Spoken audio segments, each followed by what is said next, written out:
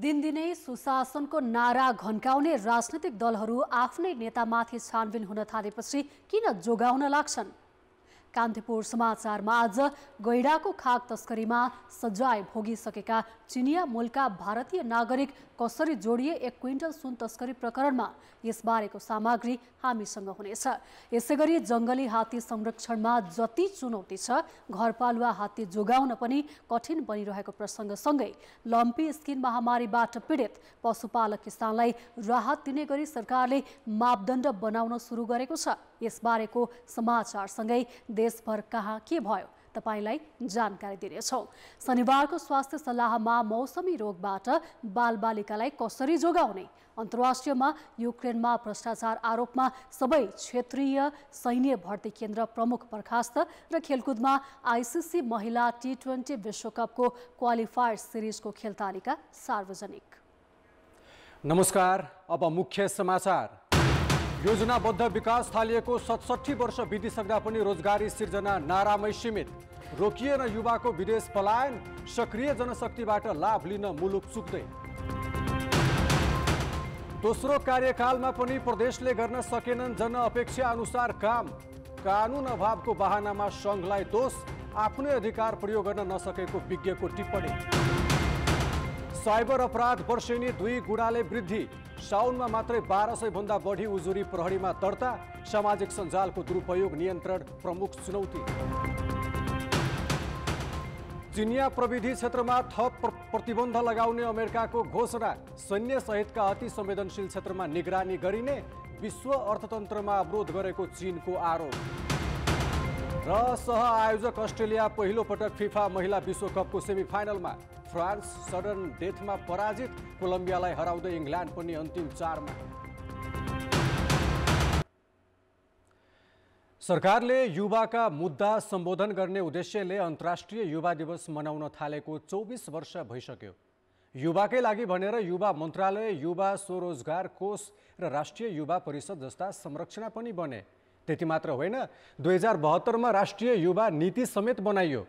तर सरकारले बनाएका यस्ता संरचना, नीति र कार्यक्रम प्रभावकारी नहुँदा देशको ठूलो शक्तिका रूपमा रहेको युवा जमात विदेशिने क्रम रोकिएको छैन। योजनाबद्ध रूपमा विकास गर्न थालेको 67 वर्षसम्म पनि विकासले अपेक्षित गति नलिँदा स्वदेशमा रोजगारी सिर्जना हुन सकेका छैनन्, जसकारण दिनहु 2000 युवा रोजगारीको खोजीमा विदेशी रहेका छन्। गत आर्थिक वर्षमा मात्रै 7.5 लाख युवा विदेशिए। यस्तो संख्या अघिल्लो आर्थिक वर्षमा 6,30,000 थियो, जबकि हरेक वर्ष 5 लाख युवा श्रम बजारमा आउने गरेका छन्। पहिलो पञ्चवर्षीय योजनादेखि प्रस्तावित 16औं योजनासम्म युवालाई देश विकासको प्रमुख मेरुदण्ड मान्दै प्राथमिकतामा राख्ने गरिएको छ। तर योजनाले लिएका लक्ष्य पूरा गर्न नसक्दा युवा विदेशिने क्रम दिनहु बढ्दो छ। आज भित्र भन्नुभयो विदेश सधैँको लागि नजानु रे, पढ्नको लागि जानु रे। त्यो पनि होइन नि, नेपालमा क्वालिटी एजुकेसन बनाउनु न, विदेशको मान्छे नेपाल आएर पढोस् न, त्यो गर्न सकिन्छ नि। नीति मात्र होइन, प्र्याक्टिकलिटी चाहियो कि हामीलाई, स्ट्र्याटेजी चाहियो, भाषण मात्र होइन, प्लानिङ चाहियो हामीलाई। सपना देखाउनु पर्छ रे, पोजिटिभ बस्नुपर्छ रे। अब सपना देखाएर मात्र बस्ने टाइम छैन हामीसँग। यतातिर धेरै इन्कम पनि छैन हैन, फेसिलिटेड अब स्टडी पनि छैन, अनि त्यसले गर्दाखेरि पनि बाहिर जान्छ। अबको भावी 5 वर्षमा युवाहरू नेपालमा नहुने समस्या देखेको छु। इक्जाम्पल हेरौँ न, म पहिला सरकारी स्कुल पढेको गाउँमा 1000-1200 स्कुलमा विद्यार्थी हुन्थे भने अहिले जम्मा 250-300 को हाराहारीमा विद्यार्थी छन्। अहिले म पढिरहेको अमृत साइन्स क्याम्पसमा म सुरुमा आउँदाखेरि 2000-2500 विद्यार्थीहरू हुन्थे भने अहिले 500-600 हाराहारीमा पनि विद्यार्थी भर्ना हुन सकिरहेको छैन। विदेशिने मोह यतिसम्म छ कि नेपालसँगै विकासको यात्रा थालेका कोरिया र मलेसिया जान युवाबीच तछाड मछाड छ। कुनै समय श्रमिक खोज्न गाउँ-गाउँसम्म पुग्ने म्यानपावर कम्पनीलाई अहिले कामदारको छनौट गर्ने हम्मे छ। स्वदेशमा रोजगारी नपाएपछि अवैध रूपमा युरोप अमेरिकादेखि ज्यानकै जोखिम लिएर द्वन्द्वग्रस्त मुलुक पुग्ने बढेपछि यसलाई नियमन गर्न समेत राज्यलाई धौधौ भएको छ। पानी बगेको ठाउँमा खोलालाई थुनेपछि के हुन्छ भने त्यो बाँध भर्काएर पनि जान खोज्छ। के हो भने अहिले जाने प्रक्रिया त रोकिएको छैन। हामीले पो श्रम इजाजत पो दिन बन्द गरेका छौँ। प्रक्रियामा त उहाँहरू इन्ट्रेस्टेड हुनुहुन्छ, जान चाहनुहुन्छ। त अब त्यसको प्रतिफल के भइरहेको छ भने त्यो बाँध भर्काएर जाने प्रवृत्ति विकास भएको छ। बाह्य श्रम बजारमा मात्र होइन, आन्तरिक श्रम बजारमा समेत रोजगारी पाउन युवाका लागि चुनौती छ।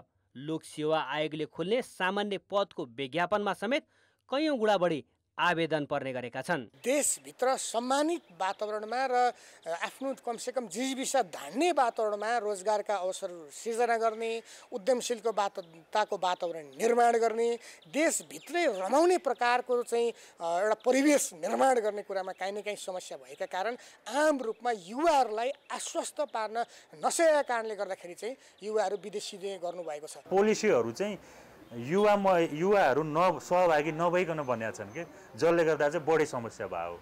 अब आजको यो युवा दिवसको सन्दर्भमा हेऱ्यो भने हाम्रो युवाहरूको सहभागितामा त्यो नीति बन्यो कि बनेन बढी सान्दर्भिक छ। हामीले बनाएको यो 2025सम्मको योजनाले चाहिँ आयो, तर त्यसमा चाहिँ कस्ता खालका योजना बनाउँदाखेरि युवाहरूको भूमिका हुनुपर्छ भन्ने चाहिँ आएको छैन। रोजगारी मात्र नभई अध्ययनका लागि विदेशी नै युवाको सङ्ख्या पनि उत्तिकै छ। गत आर्थिक वर्षमा मात्रै शिक्षा मन्त्रालयबाट नो अब्जेक्सन लेटर लिनेको सङ्ख्या 1,10,000 थियो। राष्ट्रिय जनगणना 2078 अनुसार युवाको सङ्ख्या 42% अर्थात् 1,24,00,000 छ, जुन 2068 को जनगणनामा 40% अर्थात् 1,06,00,000 थियो। अहिलेका युवाबाट आगामी 30 वर्षसम्म जनसाङ्ख्यिक लाभ लिन सकिने प्रक्षेपण भए पनि यसतर्फ ठोस रणनीति बनाउन राजनीतिक दल र सरकार चुक्दा मुलुकले समेत घाटा बेहोरिरहेको छ। कान्तिपुर समाचारका लागि क्यामेरामा मुरारी घिमिरेका साथ अवतार राई र भरत रावल, काठमाडौँ।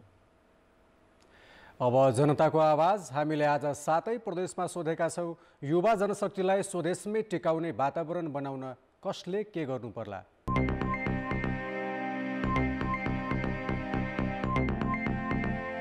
स्टार्टअपहरू गर्नलाई सरकारले सहुलियत रूपमा लोनहरू दिने हो भने, मेन्टरसिप दिने हो भने चाहिँ युवाहरू चाहिँ नेपालमै बस्थे। सरकारले अब प्राविधिक शिक्षातर्फ ध्यान दिनु पर्यो अनि त्यही अनुसारको रोजगारीको सृजना गर्नु पर्यो। अध्ययन सँगसँगैको चाहिँ रोजगारीको सृजना गर्नु पर्यो। दक्षता अनुसारको जागिरहरू पाए भने मान्छे विदेशी न बाध्य हुँदैन। उचित रोजगारीको अवसरहरू पनि ल्याउन जरुरी छ। यो देशमा सहज रूपले आफ्नो पेसा व्यवसाय गरी खाने वातावरण चाहिँ बनाउन जरुरी छ। विदेश गएर भाडा माझ्यो भने पैसा पाइन्छ भन्ने मान्छेको चाहिँ मनस्थिति भएर नै सबैजना अहिले विदेश जान थाल्नु भएको छ। दक्षता अनुसार युवाहरूलाई काम दिन पर्यो। युवा लक्षित रोजगारीको कार्यक्रम ल्याउनु पर्यो। उत्पादनमूलक संस्थाहरू, फ्याक्ट्रीहरू तपाईको राज्यले व्यवस्था गर्नु पर्यो। सिपमूलक शिक्षा सिकाएर प्रत्येकलाई आत्मनिर्भर बनाउनु पर्छ। युवाहरूलाई कृषि र पशुपालनमा जोड्नु पर्दछ। उनीहरूलाई स्वरोजगार बनाउने कर कारखानाको सृजना गर्नु पर्यो। स्थानीय तहले तालिमहरूको व्यवस्था गरेर स्वदेशमै रोजगारी पनि दिन सकिन्छ। व्यावसायिक उनीहरूको शैक्षिक पढाइको चाहिँ हामीले यता व्यवस्थापन गर्नुपर्छ। व्यावहारिक शिक्षा वा व्यावसायिक शिक्षा पनि लागू गर्नुपर्छ। पुराना उद्योग धन्दा कल कारखानालाई बिउताउने काम पनि गर्न अति आवश्यक छ। कल कारखानाहरूको जस्तो व्यवस्था गर्नु पर्यो।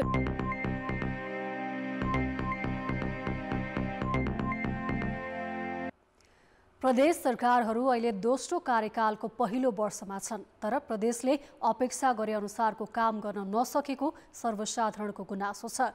त्यसको दोष भने आफू लिन प्रदेश तयार छैनन्। सङ्घीय सरकारले आवश्यक कानुन बनाउन चासो नदिने मात्र होइन, बेला बेला अधिकार क्षेत्रमै हस्तक्षेप गर्दा काम गर्न अप्ठ्यारो भएको गुनासो प्रदेशहरूको छ। अहिले प्रदेशहरूले काम गर्नुभन्दा पनि सङ्घीय सरकारले गरिदिनुपर्ने कामको सूची तयार पारेर बसेका छन्। यही कारण सङ्घीयतामाथि प्रश्न उठाउनेहरूले ठाउँ पाएका छन्। प्रदेश सभाको दोस्रो कार्यकालमा सार्वजनिक सेवा सुधार र विकासका कामसँग प्रदेश सरकार जोडिने आम अपेक्षा थियो, तर प्रदेशहरूले आफूले गर्न सक्ने भन्दा सङ्घले गर्नुपर्ने कामको फेहरिस्त नै तयार पारेर बसेका छन्। प्रदेशहरूको मुख्य चासो संविधानको साझा अधिकार सूचीमा रहेका शिक्षा, विद्युत, सिँचाइ, जलस्रोत, वन, सञ्चार, उद्योग, खानी, कृषि लगायतका क्षेत्रको स्पष्ट कानुनमा छ। जग्गा प्राप्तिको अधिकार प्रदेशलाई नहुँदा भवन निर्माण र आयोजना अगाडि बढाउन समस्या छ।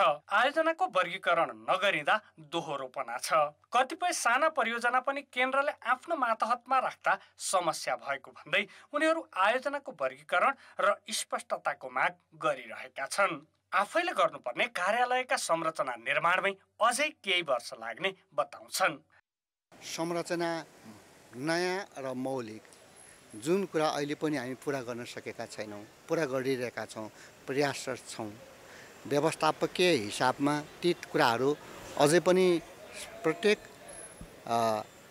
जिल्लाहरूमा प्रदेशको सेवा कार्यालयहरू हामीले विस्तार गर्न प्रयत्नरत छौँ। लगभग 35देखि 40% जति काम मैले भौतिक पूर्वाधारहरूको निर्माण भइसकेछ र 2.5 देखि बढी भन्दा 3 वर्ष लाग्ला पुरै समापन हुनमा। राजनीतिक रूपमा भने संघीयताको केही न केही अभ्यास प्रदेशमा छ, तर त्यसमा पनि केन्द्रकै हस्तक्षेप छ। सरकार बनाउन केन्द्रकै मुख ताक्ने प्रवृत्ति प्रदेशहरूले अन्त्य गर्न सकेका छैनन्। आर्थिक स्रोत जुटाउने अधिकार प्रयोग नगरेर प्रदेशहरू सङ्घकै भरमा छन्। संघीयतामा गएपछि रोजगारी सिर्जना र उद्योग व्यापार व्यवसाय प्रवर्धन हुने आम अपेक्षालाई अहिले प्रदेश सरकारहरूले गरेको अभ्यासले सकारात्मक सङ्केत देखाएको छैन। वित्तीय संहिताको सन्दर्भमा हेर्दाखेरि अब अधिकार बाँडफाँडको हिसाबले कर उठाउनु पर्ने अथवा चाहिँ आर्थिक समृद्धिको कामहरू अगाडि बढाउनु पर्ने, करको दायराभित्र ल्याउनु पर्ने कति कामहरूको सन्दर्भमा केही समस्या जटिलता मुख्य रूपमा छन्। तर यसका कारणले संघीयता नै असफल भयो भन्ने जो चाहिँ बाहिर हल्ला छ यो कुरा गलत हो भन्ने खोजेको मात्रै हो। प्रदेशहरूले भएकै अधिकारको समेत प्रयोग गर्न नसक्दा कामविहीन जस्तै छन्। तर सङ्घीय निजामती ऐन, प्रहरी समायोजन जस्ता विषयमा केन्द्रले सहयोग नगर्दा आफूहरू कामविहीन भएको तर्क प्रदेशहरूको छ। प्रहरी ऐन पनि एकदम जरुरी छ। शिक्षा ऐनको कुरा गर्दाखेरि अब शिक्षा ऐनको कुरा गर्दाखेरि शिक्षामा यस्तो व्यथिति छ मधेसमा, यस्तो व्यथिति छ। आज स्कुलहरूको परिस्थिति हेर्नुहोस्, अब जति पनि सामुदायिक स्कुलहरू छन् कोही तपाईँको सबल छैन। प्रदेशलाई काम गर्ने जिम्मा दियो तर हामीसँग कर्मचारी छैन, केन्द्रले कर्मचारी पठाउँछ। एउटा नगरपालिकामा तपाईँको 6 महिना वर्ष दिन पनि के अरे प्रशासकीय अधिकृतहरू हुँदैन, केन्द्रले पठाउँछ फेरि 10 दिनमा तानिहाल्छ। केही विषय सङ्घले अड्काएका कारण पनि प्रदेशहरूले काम गर्न नसकेको स्पष्ट छ। तर आफ्नो अधिकार क्षेत्रमा रहेका विषयमा प्रदेश आफैले काम गर्न सक्छन्। प्रदेश र स्थानीय तहबीचको विवाद समाधान गर्न सक्ने कानुन बनाउने अधिकार प्रदेशलाई छ, तर त्यसतर्फ अधिकांश प्रदेश गम्भीर छैनन्। उच्च शिक्षा एकल अधिकार सूचीमा हुँदाहुँदै प्रदेशले स्रोत व्यवस्थापन गर्न सकेका छैनन्। प्रदेश सरकारहरू सेवा प्रवाहको पाटोमा लाग्नै नसक्दा प्रदेशमाथि नै नकारात्मक भाष्य तयार भएको संविधानका जानकार बताउँछन्।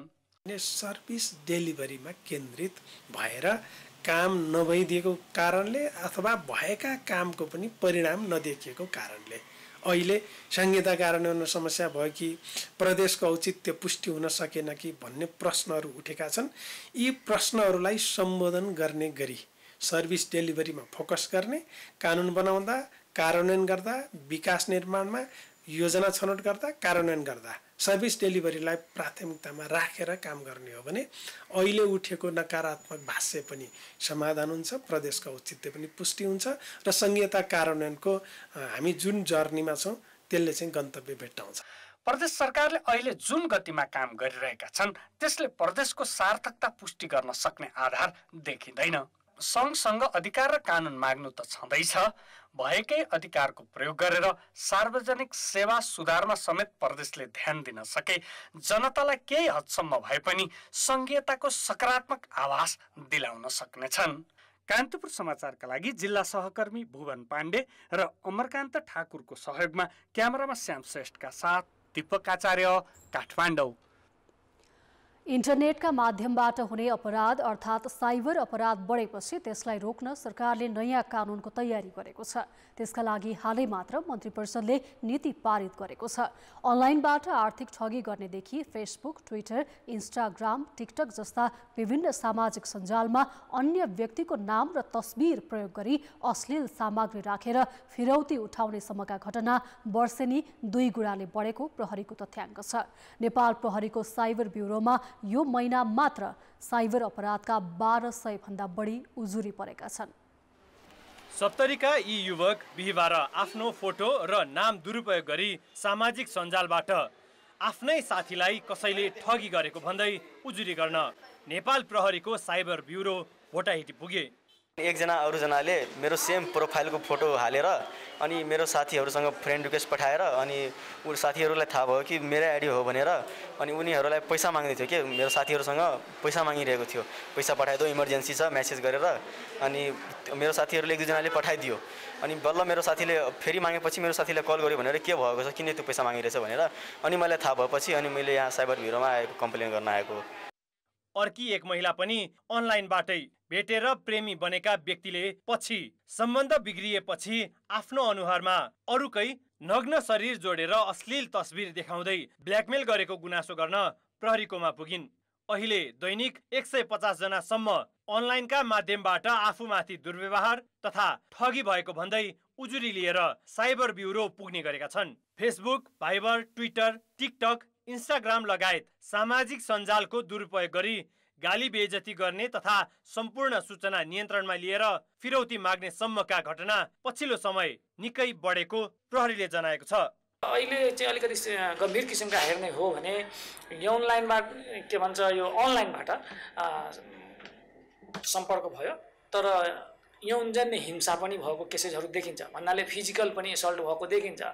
अझ पछिल्लो समय त अनलाइन मार्फत एउटा सामान देखाएर घरमा अर्को कमसल सामान पठाउने र पैसा पाएपछि अनलाइन पेज नै बन्द गर्ने वा ब्लक गर्ने जस्ता घटनाका उजुरी पनि प्रहरीमा प्रशस्त पुग्ने गरेका छन्। त्यसबाहेक चिट्ठा पर्यो भनेर प्रलोभनमा पार्ने र विभिन्न चरणका प्रक्रिया पूरा गर्न भन्दै रकम लिएर सम्पर्कविहीन भएका घटना प्रहरीमा दर्ता छन्। जबकि त्यो व्यक्तिसँग न भेट भएको छ, न काहीँ कतैबाट हाम्रो रिलेसनमा छ, न त्यो मान्छेले भनेको कुरा सही हो कि होइन भनेर हामीले ठम्याएको छौँ। तर एउटा मेसिनबाट भएको वार्तालापको आधारमा करोडौँ रुपियाँ हामी चाहिँ सहजै उपलब्ध गराइदिन्छौँ। यसले गर्दा के भएको छ भन्दा अलिकति जो पीडकहरू हो तिनीहरूले अझ सहज तरिकाले चाहिँ मान्छेलाई झुक्यानमा पार्ने र अपराधमा चाहिँ अलिकति दर्ता भएको सङ्ख्या पनि बढी देखिन्छ। नेपाल प्रहरीको तथ्याङ्कका अनुसार आर्थिक वर्ष 2078-79 मा साइबर अपराधमा 4686 जनाले निवेदन दिएका थिए। तीमध्ये प्रहरीले 132 वटा मुद्दा दर्ता गरेको थियो। गत वर्ष यस्ता घटनाका उजुरी झण्डै दोब्बरले बढेर 9013 वटा निवेदन परेका थिए। ब्युरोले 127 जना विरुद्ध मुद्दा दर्ता गरेको थियो। ब्युरोले 6256 वटा निवेदन आफै फर्चोट गरेको छ भने 2757 वटाको अनुसन्धान गरिरहेको छ। दिनदिनै साइबर अपराधका घटना बढे पनि कारबाहीका लागि पर्याप्त कानुन छैन। अहिले विद्युतीय कारोबार ऐन अनुसार कारबाही हुँदै आएको छ। अब नयाँ कानुन बनाउन सरकारले साइबर सुरक्षा नीति ल्याएको हो। यो नीतिसँगै सामाजिक सुरक्षा तथा साम्प्रदायिक सद्भावमा खलल पुर्याउने, अश्लीलता फैलाउने जस्ता सामग्रीलाई निषेध गर्ने गरी कानुन बनाउने बाटो खुलेको छ। कान्तिपुर समाचारका लागि क्यामेरामा राजेन्द्र महर्जन र पशुपति बुढाथोकीका साथ सुबिन्द्र श्रेष्ठ, काठमाडौँ। राजस्व अनुसन्धान विभागले 2 साता लामो अनुसन्धानपछि 1 क्विन्टल सुन तस्करी प्रकरणमा अन्तर्देशीय अपराध जोडिएको भन्दै थप अनुसन्धानको जिम्मा प्रहरीलाई लगायो। प्रहरीको केन्द्रीय अनुसन्धान ब्युरो अहिले सुन ल्याउने सञ्जालको खोजी गरिरहेको छ। तर यसपटकको सुन तस्करीमा संलग्न मानिएका चिनियाहरूको सञ्जाल भने जटिल देखिएको छ। यसअघि नै नेपाल आएर अपराधमा मुछिएका चिनिया मूलका भारतीय नागरिक समेत सुन तस्करीमा जोडिएको खुलेको छ। सुन तस्करी प्रकरणको अनुसन्धान गर्ने जिम्मेवारी पाएको प्रहरीको केन्द्रीय अनुसन्धान ब्युरो सिआइबीले सबै विवरण गोप्य राखेर छानबिन गरिरहेको छ। राजस्व अनुसन्धान विभागले एक तहको तथ्य सङ्कलन गरेर दिएको विवरणका आधारमा ब्युरोले हङकङबाट सुन पठाउनेदेखि भारतसम्म लैजाने र लगानी गर्ने सबै तह पत्ता लगाउनु पर्नेछ। विभागले पक्राउ गरेर बुझाएका 18 जना मध्ये 1 जना चिनिया र 2 चिनिया मूलका अन्य देशका नागरिक छन्। उनीहरूसँग सुन तस्करको संयन्त्र जोडिएको देखिएको छ। नेपालमा यसअघि नै गम्भीर अपराधमा मुछिएका व्यक्ति समेत सुन तस्करीमा जोडिएको खुलेको छ। चिनिया मूलका थुप्तेङ छिरिङ नेपालमा यसअघि नै गैँडाको खाक तस्करीमा सजाय भुक्तान गरिसकेका व्यक्ति हुन्। गृह स्रोतबाट प्राप्त तथ्य अनुसार 2067 साल पुस 19 गते थुप्तेन गैँडाको खाक तस्करीको आरोपमा पक्राउ परेका थिए। बर्दिया राष्ट्रिय निकुञ्जले चलाएको मुद्दामा थुप्तेनलाई 10 वर्ष कैद र 1 लाख जरिवाना तोकिएको थियो। उनलाई 2071 साल चैत 16 गते केन्द्रीय कारागार सुन्धारा ल्याइएको थियो। थुप्तेनको स्वभाव सहज नदेखिएपछि असोज 19 गते नक्कु कारागार चलान गरिएको थियो। थुप्तेनले सर्वोच्चमा पुनरावेदन गरेका थिए। सर्वोच्चले उनको कैद सजाय 7 वर्षमा झारेपछि 2074 साल वैशाख 19 गते रिहा भए। अध्यागमन कार्यालयले उनलाई 5 वर्षको प्रतिबन्ध लगाएर देश निकाला गरेको थियो। तर नेपाली भाषामा समेत दखल राख्ने थुप्तेनको अहिले सुन तस्करीको मुख्य आरोपीका रूपमा पक्राउ परेका दावासँग निकट सम्बन्ध देखिएपछि नेपाल आएको देखिएको छ। 10 वर्ष अघि नै गैंडाको खाक तस्करीमा संलग्न व्यक्तिले नेपालमा आएर फेरि सुन तस्करीको धन्दा चलाएपछि नेपालमा चिनिया मूलका नागरिकको आपराधिक सञ्जाल खोज्नुपर्ने चुनौती सिआइबीलाई छ। राजस्व अनुसन्धान विभाग स्रोतका अनुसार अहिले पक्राउ परेका चिनिया राहदानी बोकेका लिन चिनिया मूलका दावा छेरिङ र थुप्तेन बाहेक अन्य पनि चिनिया नै जोडिएको देखिन्छ।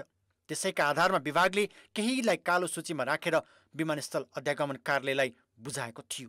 त्यसैका आधारमा शुक्रबार ली जियालिङ र लिउ फियन आमा छोरालाई विमानस्थल अध्यागमन कार्यालयले पक्राउ गरेर सिआइबीको जिम्मा लगाए पनि उनीहरूको संलग्नता नखोलेपछि रिहा भएका छन्। त्यस्तै सुनमै संलग्न रहेको आशंका गरिएका व्यवसायी राकेश अडोकियाका छोरा रोहन पनि राजस्व अनुसन्धान विभागले राखेको कालो सूचीका आधारमा अध्यागमनले नियन्त्रणमा लिए पनि उनको संलग्नता नखोलेपछि रिहा गरिएको छ। सिआइबीसँग अब सुन प्रकरणको अनुसन्धान गर्न 1 महिना मात्रै समय बाँकी छ। यो अवधिमा हङकङको नेक्सस समेत खोज्ने गरी इन्टरपोलसँग समन्वय गर्ने गरी सिआइबीले अनुसन्धान अगाडि बढाएको छ।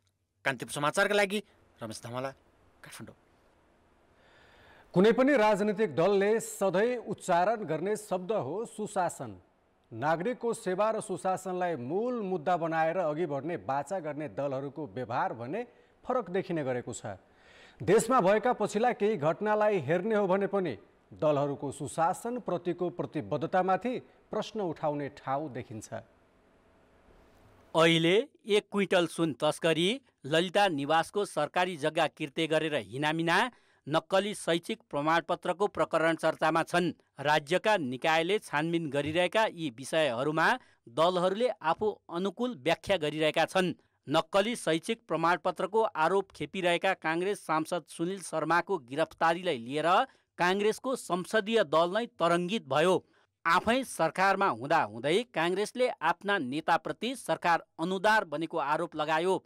नक्कली भुटानी शरणार्थी प्रकरणमा जेलमा रहेका नेता बालकृष्ण खाँडप्रति पनि आफ्नै सरकार पूर्वाग्रही भएको आरोप काङ्ग्रेसका नेताहरूले लगाउँदै आएका छन्।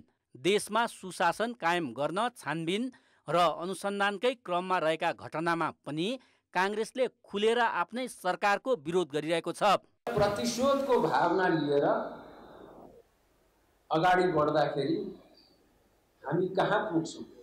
यो अत्यन्त गम्भीर विषय भएर गएको छ। अहिलेको ठुलो समस्या के हो भने हामीले नीतिका मान्छे खोज्नुपर्नेमा नेताका खोज्यौँ, नेताका छोडेर नाताका खोज्यौँ, नाताका छोडेर दाताका खोज्यौँ, वरिपरि परिकर्मी गर्नेलाई साथ लियौँ, परिसर मिलाएन। सरकारको नेतृत्व गरिरहेको माओवादी केन्द्रकै नेता कृष्णबहादुर महरा सुन तस्करी प्रकरणमा जोडिएका छन्। तर राज्यका निकायले त्यसको छानबिन गरेका छैनन्। सुशासनको नारा लगाएर नथाक्ने सरकारले लुम्बिनी विकास कोषको उपाध्यक्षमा समेत विवादित छविकाल ल्यार्काल लामालाई नियुक्त गरेको छ। जबकि यस्ता विवादित पात्रका विषयमा अनुसन्धान गर्नुपर्नेमा माओवादीकै नेताहरू बचाउमा उत्रिरहेका छन्। सुशासनको क्षेत्रमा यो 12-15 वर्षमा जति चाहिँ गर्न सक्नु पर्थ्यो त्यति गर्न नसकेको कुरा साँचो। जस्तो सुन मैले दोहोऱ्याएर भने निरन्तर चाहिँ ट्रान्जिट पोइन्ट बनाएर तस्करीका कामहरू भएको रहेछन् भन्ने कुरा त अहिले कहीँ न कहीँ अन्तिम त आउला, कहीँ न कहीँ त हामीले थाहा पायौँ नि। जब आखिरी चाहिँ त्यसलाई कन्ट्रोल गर्न सकिएन भनेदेखि त बिग्रिन्छ भन्ने चाहिँ सुशासनको कुरा गर्न थाल्ला, अवरोध पैदा गर्ने गरियो भनेदेखि दलप्रतिको विश्वसनीयता पनि घुम्छ। उता प्रमुख प्रतिपक्षी नेकपा एमाले त राज्यका निकायले अनुसन्धान गरिरहेका हरेक विषयमा प्रश्न उठाउँदै सदन नै चल्न दिएको छैन। जोबाट जुन तहको गल्ती भएको छ ती व्यक्तिहरूलाई त्यस अनुसारको अनुसन्धानको दायरामा ल्याएर सत्य तथ्यमा आधारित छानबिन गरौँ, बदलाको भावले होइन। यहाँ चाहिँ कस्तो भयो भने बदलाको भाव जस्तो झल्किने देखिन खोजौँ। दलहरूले हरेक प्रकरणमा आफ्ना व्यक्ति मुचिना साथ विरोध गर्ने गरेका छन्, जसले अनुसन्धान प्रक्रिया र सुशासनको बाटोमै अवरोध सिर्जना भइरहेको छ। पार्टीहरूले के सोध्नुपर्छ भने जो मान्छे भ्रष्टाचारी छ, जो मान्छे अपराधी छ, जसले कुकृत्य गर्छ त्यो कुनै पार्टीको पनि हुँदैन, कुनै जातको पनि हुँदैन, कुनै धर्मको पनि हुँदैन भन्ने मान्यता लिएर काम गर्नुपर्छ। देशमा साँच्चीकै सुशासन कायम गर्ने हो भने विवादित व्यक्तिका विषयमा हुने अनुसन्धानमा सहयोग गर्नुपर्छ।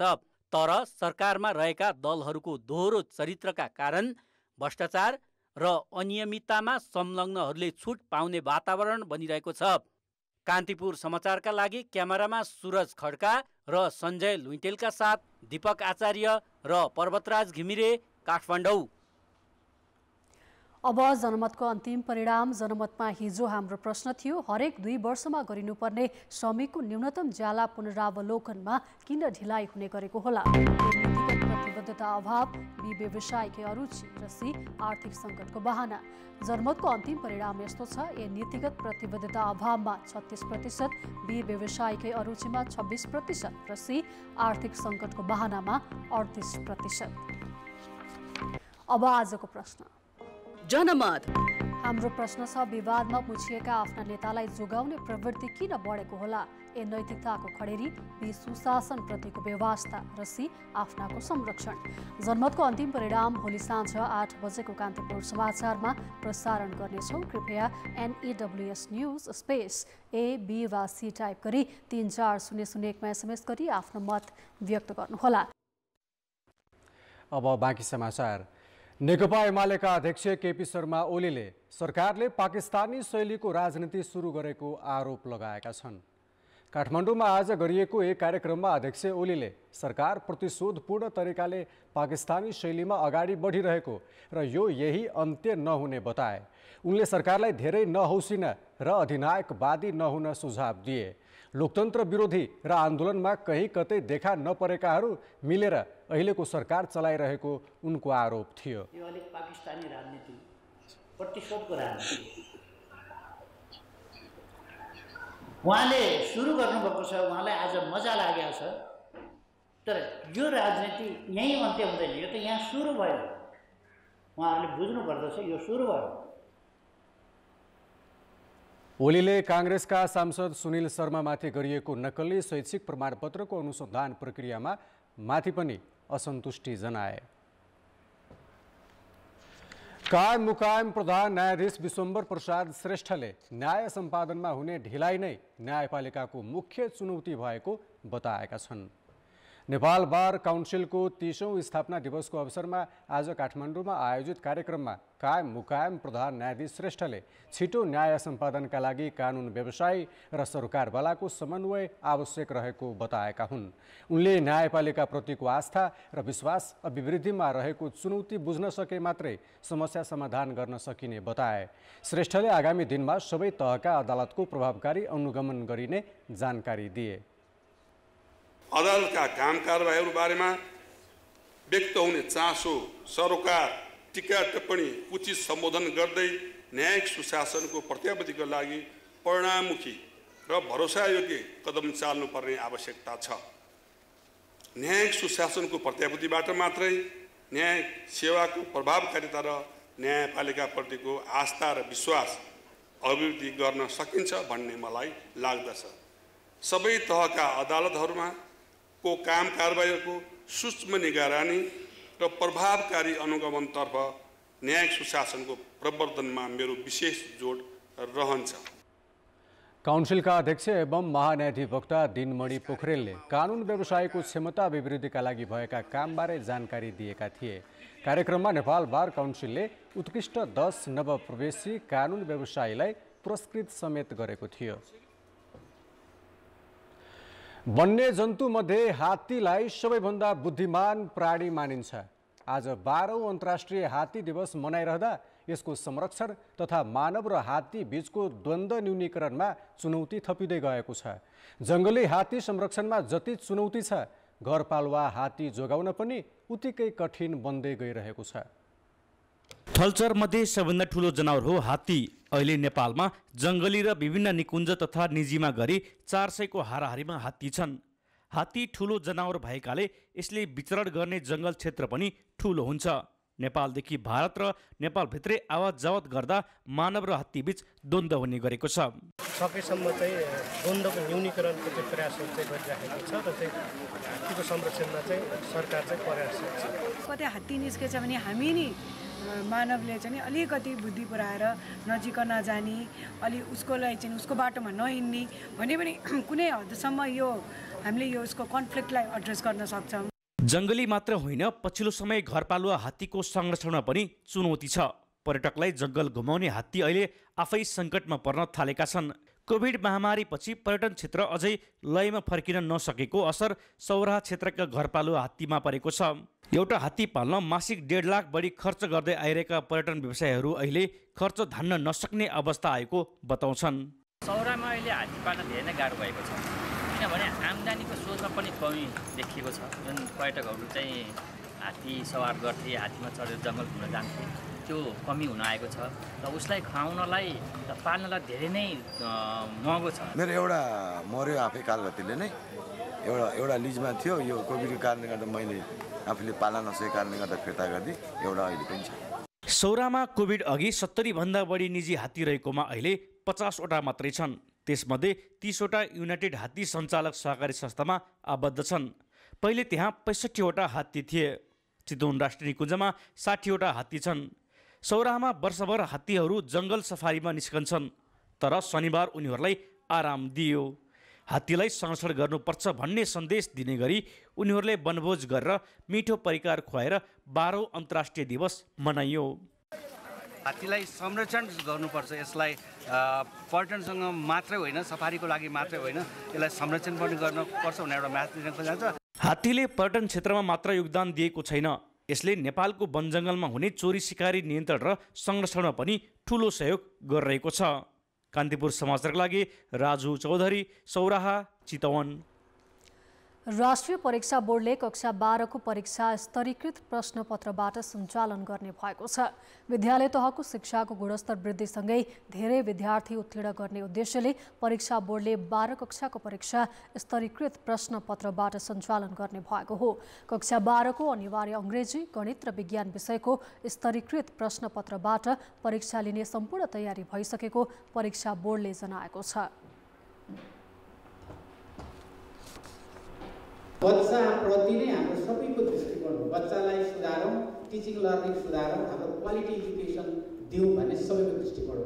तर के रहेछ भने एजुकेसनको पनि फिलोसफी फरक छ। विश्वमा हरेक कन्ट्रीहरूले एउटै दृष्टिकोणबाट, एउटै लाइनबाट कसैले पनि विकास गरेको छैन। स्तरीकृत प्रश्नपत्रबाट परीक्षा सञ्चालन गर्न परीक्षा बोर्डले विषयगत शिक्षक र विज्ञसहितको कार्यशाला गरेर प्रश्नपत्र निर्माण र मार्किङ स्किमको व्यवस्था गरेको छ। उत्तर पुस्तिका परीक्षणका लागि समेत तयारी भइसकेको बोर्डले जनाएको छ। अब शनिबारको स्वास्थ्य सल्लाह। अहिले बर्सातको समय छ। यो बेला विद्यालय जाने बालबालिकामा आँखा पाक्ने, ज्वरो आउने, रुगाखोकी लाग्ने जस्ता समस्या देखिन सक्छन्। यस्तो अवस्थामा बालबालिकालाई बिरामी पर्नबाट कसरी जोगाउने भन्ने चिन्ता अभिभावकलाई हुन सक्छ। यसै विषयमा काठमाडौँको कान्ति बाल अस्पतालका बालरोग विशेषज्ञ डाक्टर राजकुमार विकसँग सहकर्मी कृपाल गौतमले कुरा गरेका छन्। सबै बालबालिकाहरू रोगको जोखिममा हुने गर्दछन्। त्यसमाथि विद्यालय जाने ग्रुपमा अझ विशेष गरेर भिडभाड भएको ठाउँमा चाहिँ बच्चाहरूलाई अझ बढी जोखिम हुने गर्दछ। उनीहरूको उमेर नै सानो हुन्छ। उनीहरूलाई हामीले सम्झाउँदाखेरि, बुझाउँदाखेरि पनि उनीहरूले हरेक कुरालाई फलो गर्न सक्दैन।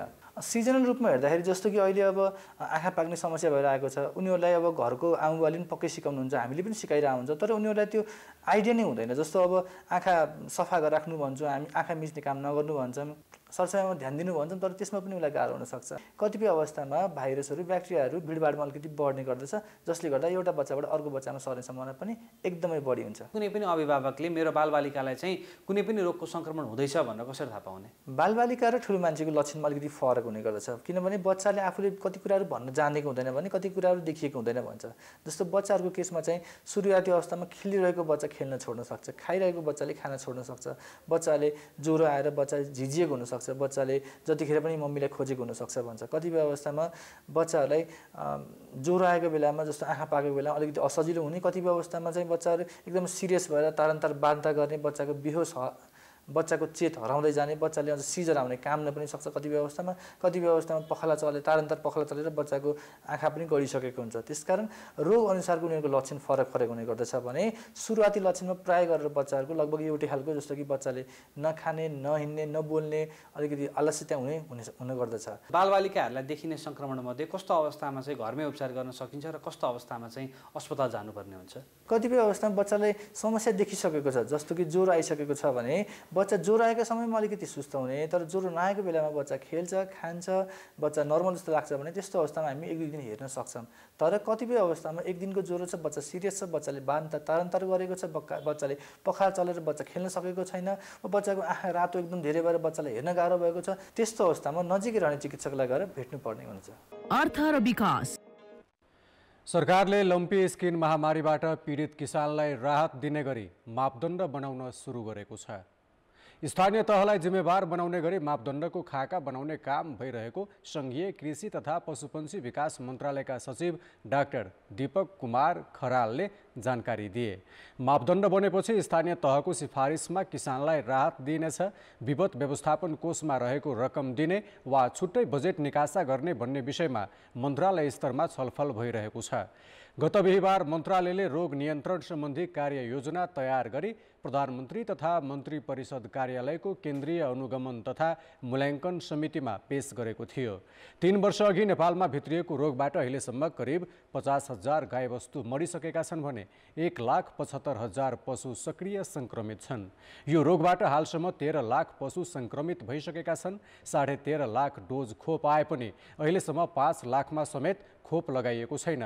लम्पी स्किन गाई भैँसीमा भाइरसबाट लाग्ने संक्रामक रोग हो। लामखुट्टे, डास, भुसुना, किर्ना लगायत किराको टोकाइबाट संक्रमित पशुको प्रत्यक्ष सम्पर्कमा आएका अन्य पशुमा यो रोग सर्ने गर्दछ। अब अन्तर्राष्ट्रिय समाचार। अमेरिकाले चिनिया प्रविधि क्षेत्रमा हुने अमेरिकी लगानी तथा चिप लगायत प्रविधिमा चीनको पहुँच नियन्त्रण गर्ने सहितका थप प्रतिबन्ध घोषणा गरेका छन्। अमेरिकी राष्ट्रपति जो बाइडेनले यसै साता एक कार्यकारी आदेशमा हस्ताक्षर गर्दै प्रतिबन्धको घोषणा गरेका हुन्। यो आदेशले अमेरिकी ट्रेजरी मन्त्रीलाई चिनिया semiconductor chip, micro electronics, artificial intelligence लगायतका क्षेत्रमा हुने अमेरिकी लगानीमाथि प्रतिबन्ध लगाउने वा नियन्त्रण गर्न सक्ने अधिकार प्रदान गरेको छ। प्रतिबन्ध नलागेका कतिपय चिनिया प्रविधि क्षेत्रमा लगानी गर्दा अमेरिकी सरकारलाई स्पष्ट जानकारी गराउनुपर्ने व्यवस्था पनि आदेशमा उल्लेख छ। चीनले आफ्नो सैन्य प्रविधिको अत्याधुनिकीकरण गरेर अमेरिकी राष्ट्रिय सुरक्षालाई कमजोर बनाउन गरेको प्रयत्नमा अमेरिकी पुँजी र विज्ञताले सघाउन सक्ने आकलन गर्दै उक्त कार्य रोक्न नयाँ आदेश जारी गर्नुपरेको अमेरिकी अधिकारीहरूको दाबी छ। यसअघि अमेरिकी संसदलाई लेखेको पत्रमा बाइडेनले सैन्य, जासुसी, निगरानी तथा साइबरमा आधारित संवेदनशील प्रविधि र उत्पादनहरूमा चीन जस्ता देशहरूको उन्नतिले ल्याउन सक्ने जोखिम सामना गर्न राष्ट्रिय सङ्कटकाल घोषणा गर्ने उल्लेख गरेका थिए। पाकिस्तानमा अनवर उल हक काकर अन्तरिम प्रधानमन्त्री चयन भएका छन्।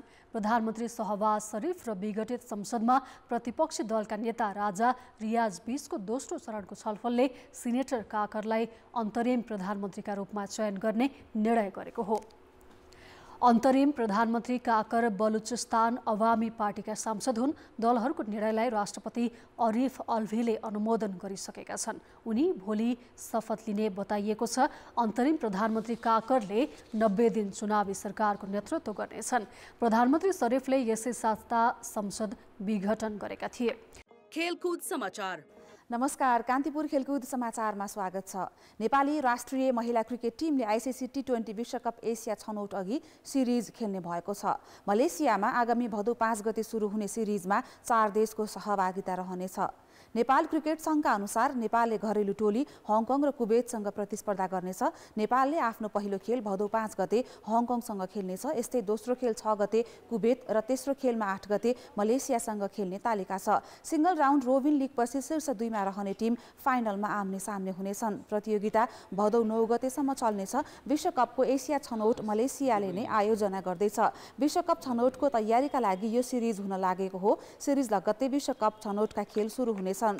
भदौ 14 देखि 23 गतेसम्म हुने छनौट खेलमा 11 टोलीको सहभागिता रहनेछ।